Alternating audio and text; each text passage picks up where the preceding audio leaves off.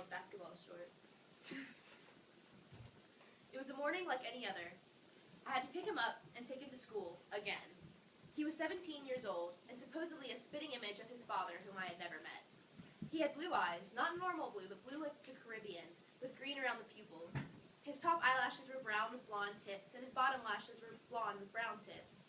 He had brown hair, straight as needles, and greasy from not showering for 3 days.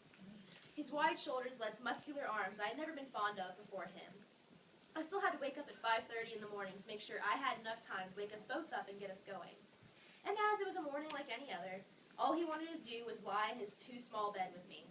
And after he had had enough of lying in his too-small bed, we would smoke 2 cigarettes each on his front porch. And after that, we would take a shower together to save time, which in reality took many minutes more than it should have due to our inability to keep our hands off of each other.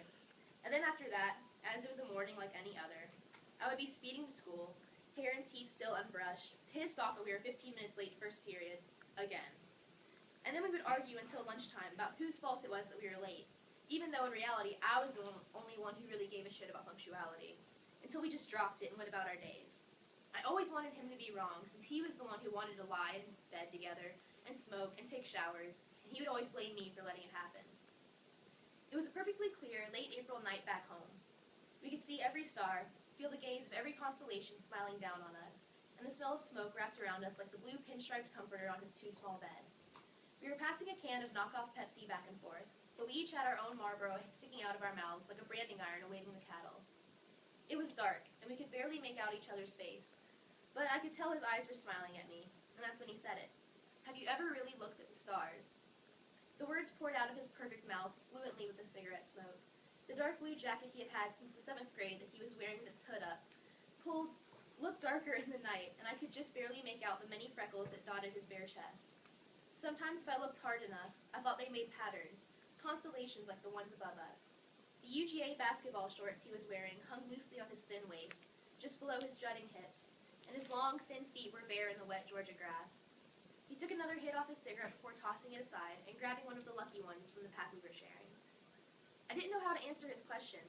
I thought it an odd thing to ask your girlfriend out of the blue when you had both had a rough week and had much more important things to discuss, like whose fault it was that we were late to class that morning. Why ask if I had ever looked at something so trivial and simple as stars? Since I didn't know how to answer him, I decided to look up at the night sky and see for myself. I had to brush my hair out of my face, something I wasn't used to doing yet since my decision to let it grow out after having it cut short for so long. I then huddled a little deeper into his great-grandfather's jacket that he trusted me enough to wear. I was wearing nothing but his clothes, actually. His shirt that he wore on our first date, the unforgettable scent of his deodorant, his hideous blue basketball shorts, his shark flip-flops, his. I got so wrapped up in that I realized I wasn't paying any attention to the stars at all. So I simply muttered a small no, and then an even smaller why before grabbing the other lucky cigarette out of the metallic green and black box. I don't know, he admitted. I guess it's just something that hits me every time I look at them. He had scrunched up his face when he heard my answer, but his face relaxed a lot more as he went on.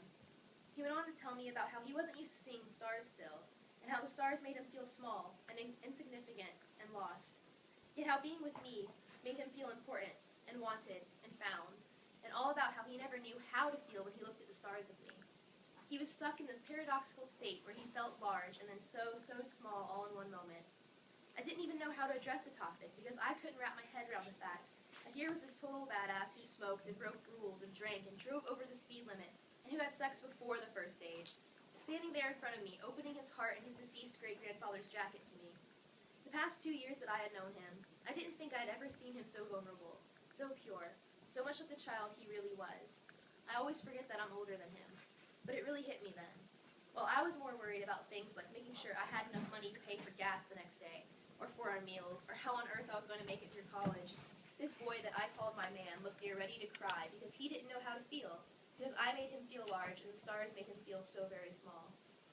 When he saw that I was at a loss for words on how to answer him, he simply put out our last cigarette, grabbed my hand with the ring that told the world silently what we really were, and led me to his too-small bed. And there we slept in his basketball shorts, and we forgot about whose fault it was that we were late for class that morning, because at that moment, it didn't really matter.